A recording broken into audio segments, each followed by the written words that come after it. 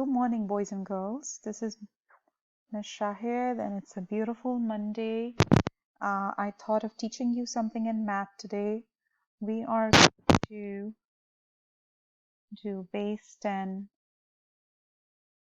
blocks. Okay, so girls and boys, if I give you a number that's 8, how would you represent this on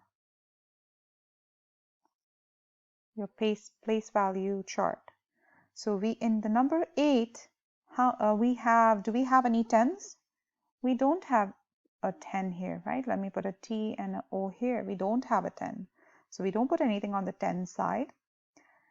On the ones place, we see that there is 8. So we have 8 ones. So I'm going to represent it with 8 cubes. Okay, that's what we do.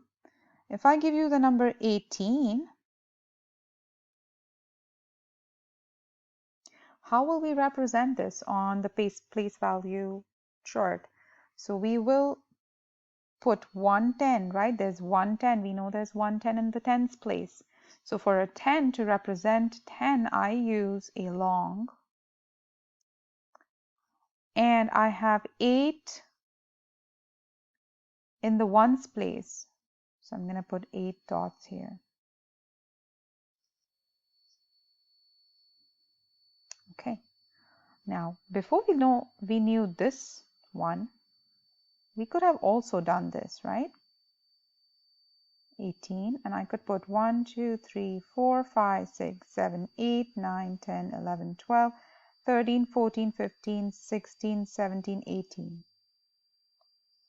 Could we do that if this number keeps getting bigger and bigger and bigger and put all of the cubes that represent the number in the ones place? That will be a lot for the ones place. So what we do is we group 10 and move the 10 over to the tens place. So let's group it. 1, 2, 3, 4, 5, 6, 7, 8, 9, 10. So I'm going to group these 10 and I'm going to move it to the tens place with a long. And this is what it will look like. So now let's look at how to represent a number different ways.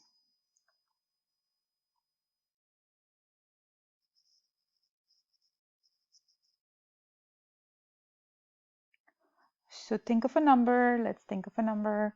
I'm going to say 25. So I'm going to do one way, second way, and third way. So let's do first, second, and third. So 25, how can I represent it? Using my longs and cubes. So I have 2 tens, so I'm going to put 2 longs in the tens place, and I have 5 ones. So I'm going to do 1, 2, 3, 4, 5. The second way, let's think about it. I could put 1 10 here, and then the other 10, then I have 2 tens, right? I can move this second 10 over. So I'm going to do 1, 2, 3, 4, 5, 6, 7, 8, 9, 10. And then I have 5 more. 1, 2, 3, 4, 5. Let's count it. 10, 10, 11, 12, 13, 14, 15, 16, 17, 18, 19, 20, 21, 22, 23, 24, 25. So this is the second way to represent using the base 10 blocks. And the third way of showing it would be the same as I showed before. I'm going to put 25 cubes here. 5, 6, 7, 8, 9, 10, 11, 12, 13, 14, 15, 16, 17, 18, 19, 20, 21, 22, 23, 24, 25. So these are the three different ways you can represent 25 using the base 10 blocks. Now let's look at the problem we had here. I'm going to erase. I was working on it before.